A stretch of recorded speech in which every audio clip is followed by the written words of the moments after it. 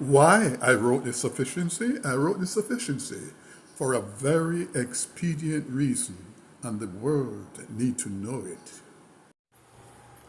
This is the second podcast on why I wrote the Sufficiency. Thanks for joining me. I wrote the Sufficiency because life can be made better if you understand the real truth of what you're up against, as opposed to the sweet lies we learn from mythology and sometimes even religion that are supposed to be in our lives as substitutes for reality. If you're whispered sweet nothings for a long, long time, from your first birthday till the time of your death, they become entrenched as a die-hard belief system. And the only time you know you were tricked is when your belief shows up for what it is in a very personal way, and you have your own palpable evidence as what you see, hear, and experience to go by. At this time, you have the evidence in your hand. People believe things. People believe in things sometimes simply because it makes them feel better. People believe because of a feeling. Do you know why there's so much drugs in society? Legal and illegal drugs? It's because it's a feel-good fix, temporary though it is. But you can't live life constructively on a feeling. It's bound to fail at some point.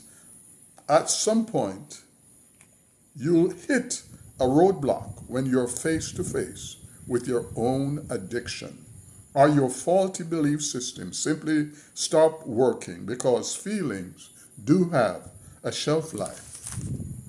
It's a good feeling to think and say Jesus is coming soon. But people are saying that for over 2,000 years, and even if he comes at midnight tonight, it wouldn't be soon because he's already 2,000 years late.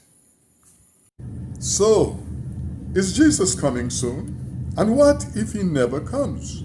Would it be so bad? What if there's something better to hope for?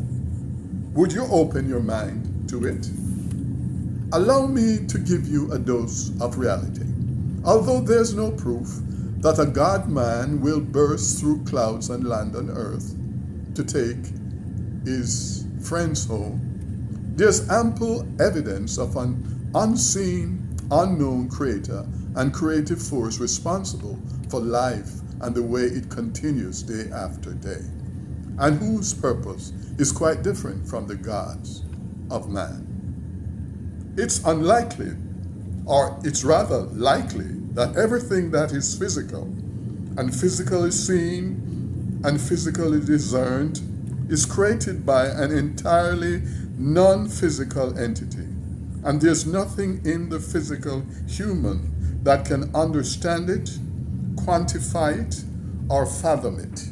It is also likely that everything in the physical is only one aspect of a variety of other forms of created life utilized by the unknown entity, the creator we call God. Humanity and all the support systems pertaining to it are self-contained. That is in terms of the vastness of what is outside of our known parameters. The support systems pertaining to it are self-contained and independently standing and existing within its own unique sufficiency for the individual. Understand that before there was religion, there is spirit, and I say is because there's no beginning of spirit or ending of spirit. Spirit is the force of the unknown entity, and religion is packaged spirituality based on the knowledge and understanding of the person or persons who form it. Then how does the great wonder of the Creator relate to the individual person? How? How does the Creator relate to the creation? Well, not in the way many people think and say. Religion can be credited for offering guidance and community with the help of the God of the understanding. But the Supreme Spirit Creator creates the physical planet, universe. The Supreme Spirit and Creator creates the physical planets, universe, etc., to be self-maintained, self-managed, with all the utility within them to do so. This means that when it comes to humans, whatever is to become of you is already done as a completed work. You are from what is already sufficient in you, expected to initiate by doing, learn by listening and observing, grow by diligently applying, and be perfected by skillfully managing. And what if you're failing in all these? It means you keep missing the mark.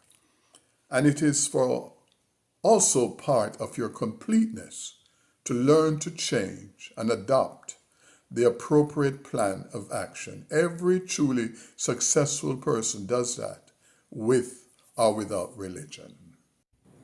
The Creator and Supreme Spirit is the source of all possibilities in the human spiritual experience. And Jesus, as a man, had a unique grasp on that source, a grasp that made him especially powerful in spirit. And for us, there's power in anything you align your sufficiency with and pursue it with daily diligence. The power you experience through the name of Jesus comes simply by aligning your sufficiency with His sufficiency. Please subscribe, like, and share, and join me next time for Why.